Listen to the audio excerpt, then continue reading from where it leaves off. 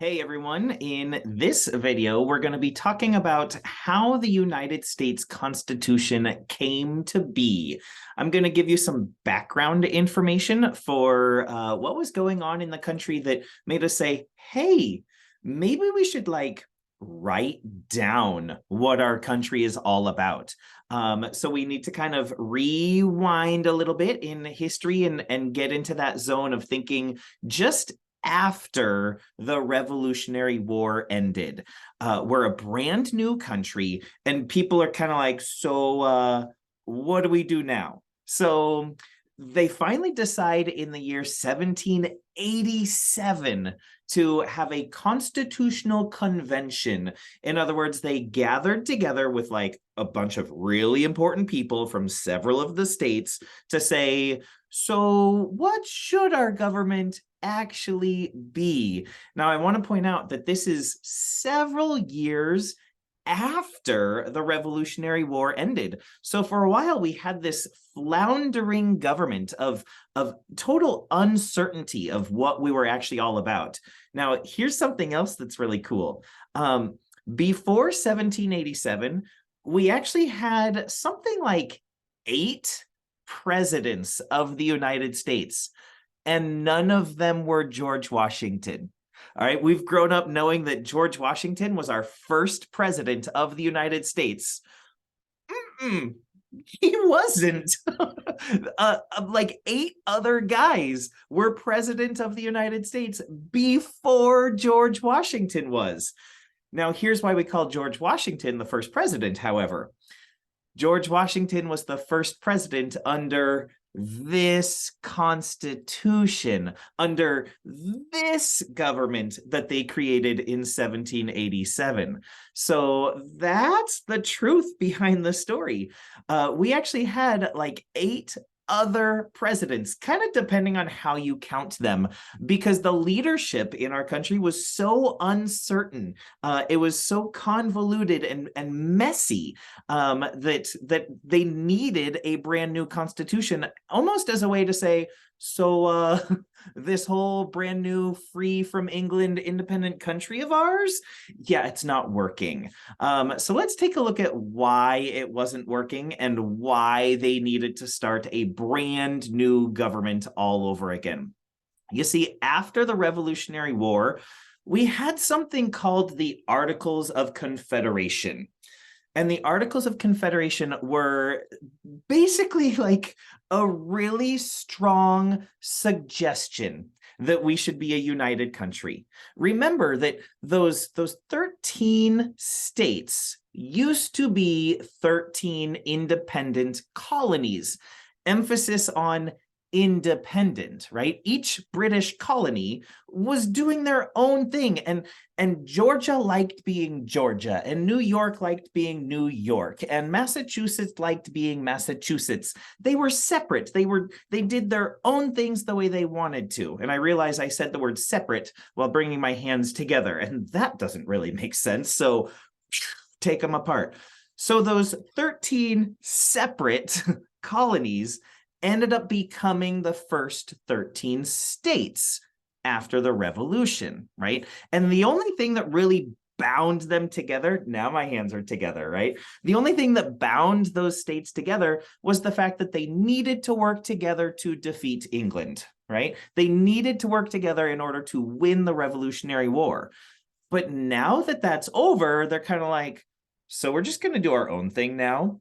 Under the Articles of Confederation, it was this written document that said, like, not verbatim, these weren't the exact words, but the articles basically said, so it'd be really cool if you would like pay taxes to the central government if you want to.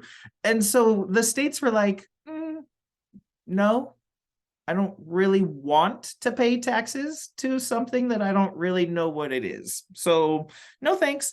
And under the Articles of Confederation, they could make laws, but the states didn't have to follow those laws. So the United States government was like, hey, we made a law. And South Carolina could be like, so we don't really like that law. So we're just not gonna follow it. Cool? All right, good. We're good. Yeah. So that was the problem with the Articles of Confederation. It was America's first attempt at being a country. And it just wasn't working because the states didn't have anything that was holding them to it. They didn't have to follow the Articles of Confederation. And so 55 representatives from each state, so not 55 from every state, but 55 people total, and every state sent representatives except Rhode Island. I don't know why Rhode Island didn't send anybody to Philadelphia in 1787. And they met in the exact same room where the Declaration of Independence was signed. So this is a pretty important room, right, in Philadelphia. In fact, did you know that Philadelphia was the United States capital before they moved it to Washington, D.C. So Philadelphia is a super important city in our history. It's where the Declaration of Independence was signed, and it's where the Constitution was written, and it's where our first national capital was, right? So 55 people get together in Philadelphia to figure out, so what should we do about this really weak sauce government that we got going on? And they basically had two choices. They could either fix the Articles of Confederation, like take a look at their existing written work and say, can we fix this?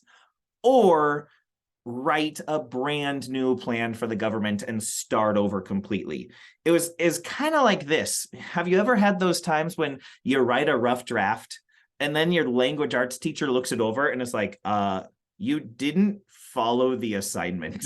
Like, this is not what I told you to do.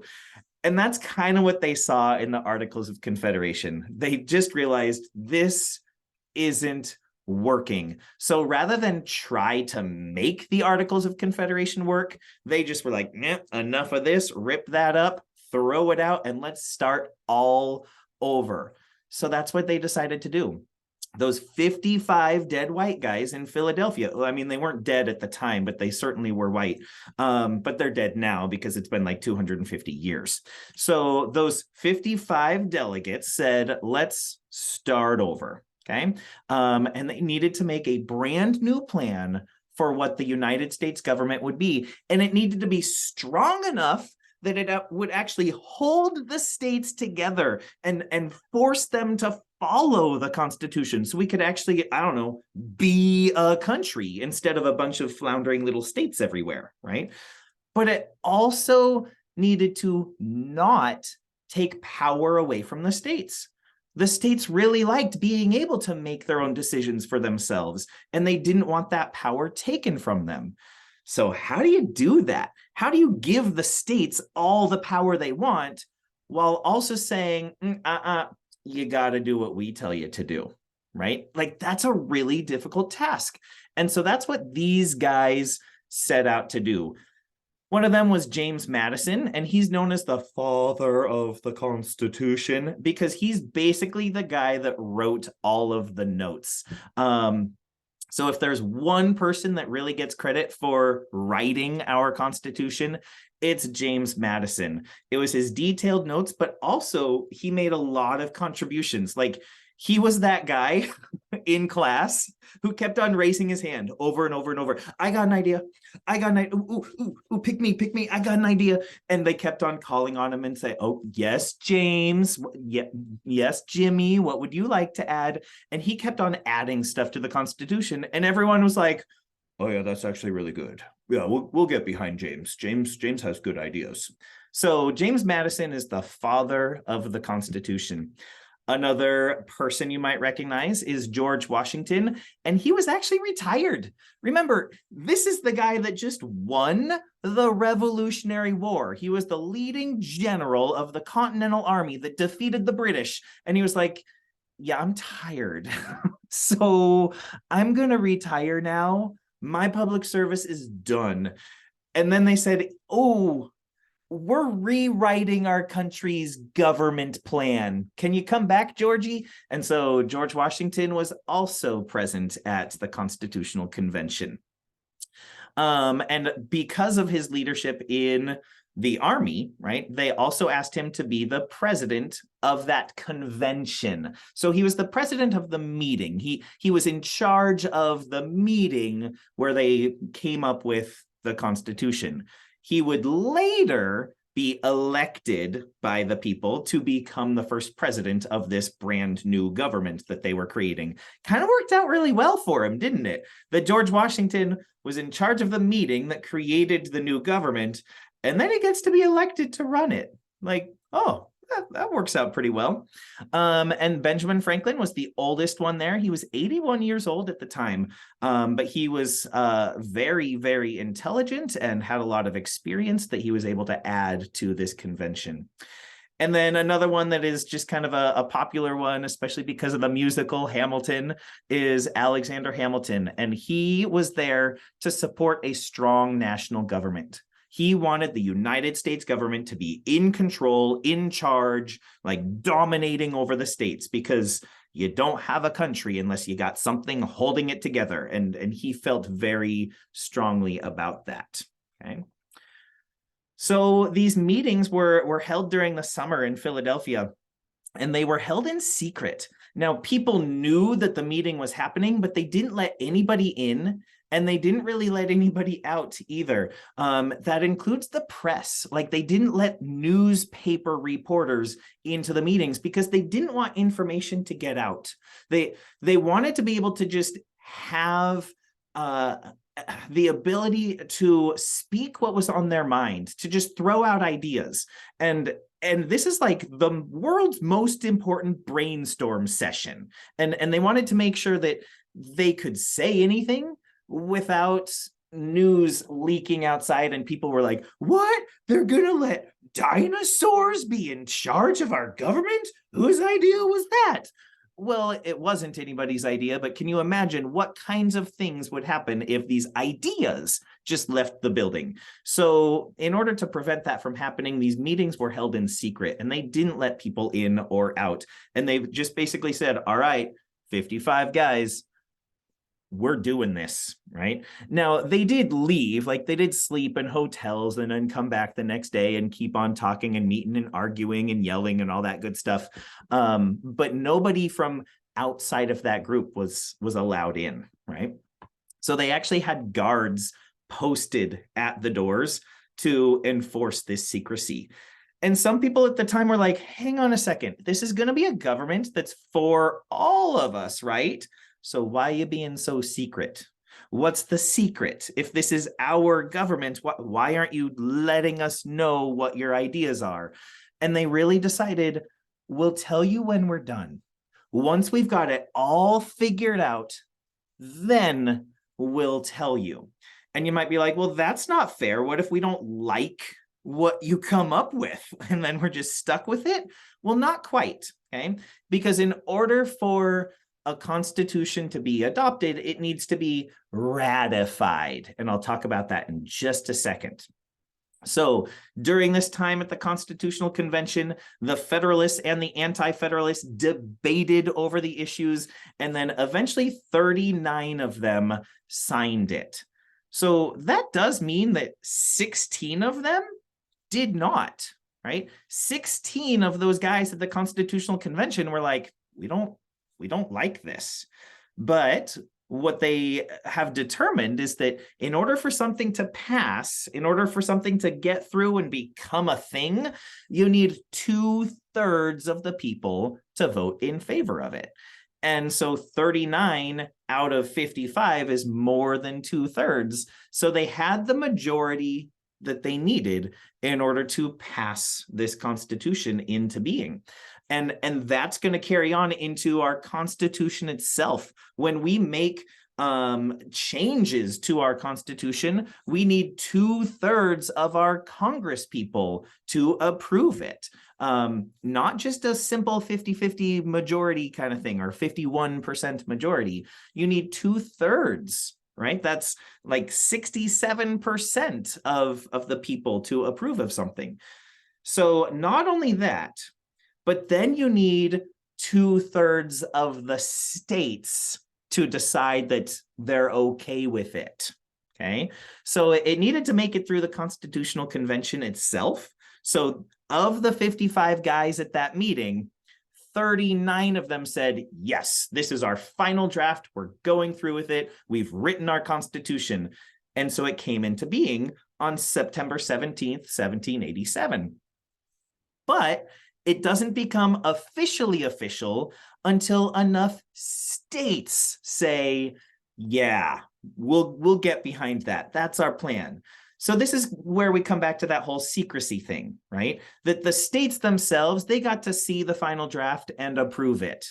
And so in order for the Constitution to officially become our Constitution, we needed 9 of the 13 states to formally ratify it. And to ratify something means to make it official, to get behind it, to say, yes, we're going to do that.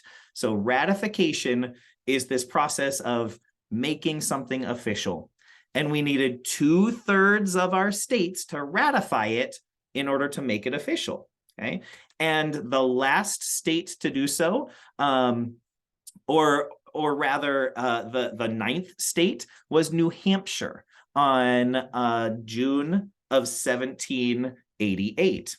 And so since then, all the other states have also ratified the Constitution. Okay, in order to become a state, remember, we only started with 13 states, but in order to become a state, you need to say, and yes, we will follow the Constitution also. If you're not going to follow the Constitution, then why are you going to become a state, right? So that's how the process works. In order to officially become a thing, the states have to also ratify it. And of the 13 states at the time, the 9th state to do it was New Hampshire. And like I said, since then, the other states have also ratified it, but it became official. So let's say one of the states was still like, no, we don't want to ratify the Constitution. Well, that's tough cookies for them because 2/3 of the states did. And so it did become official in June of 1788, even though there were still 4 states that hadn't ratified it because they had their 2/3 majority. Okay. So that's how our Constitution came into being through that process of debates and arguing and bickering. And tomorrow, or rather in the next video, we're going to be looking at what exactly were some of those arguments that they had to fight about in order to create the Constitution. Right? So there you go. That is how the United States Constitution came to be.